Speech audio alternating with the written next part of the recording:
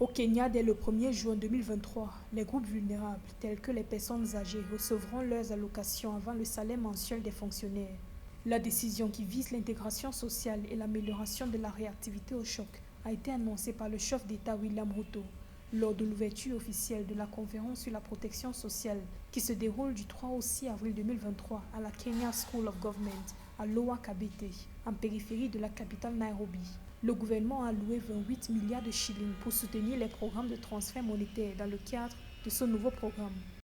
Older citizens, orphans, and vulnerable children, as well as people living with extreme disability, have a right. Les personnes âgées, les orphelins et les enfants vulnérables, ainsi que les personnes vivant avec un handicap extrême, ont le droit de recevoir une aide dès maintenant.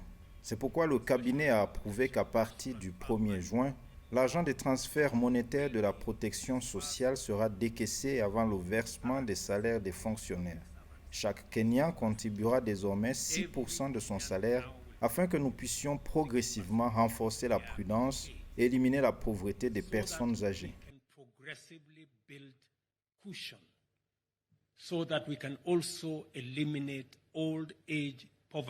Le président William Ruto veut garantir une vie décente pour tous les Kenyans. Pour lui, l'initiative va s'attaquer à l'exclusion en augmentant la couverture de protection sociale des plus vulnérables du pays, notamment les enfants, les personnes âgées, les personnes handicapées, les jeunes et les femmes. Elle soutiendra également leur autonomisation pour renforcer la résilience économique et réduire ainsi la pauvreté et les inégalités. Autre domaine visé par ce nouveau programme, la lutte contre la malnutrition, l'amélioration de l'éducation et du système de santé, la sécurité du revenu et l'employabilité. With the new program, I want to urge every Kenyan. Avec ce nouveau programme, j'exhorte chaque Kenyan, même si vous n'avez pas d'emploi salarié, à faire en sorte que votre intention soit d'épargner pour demain.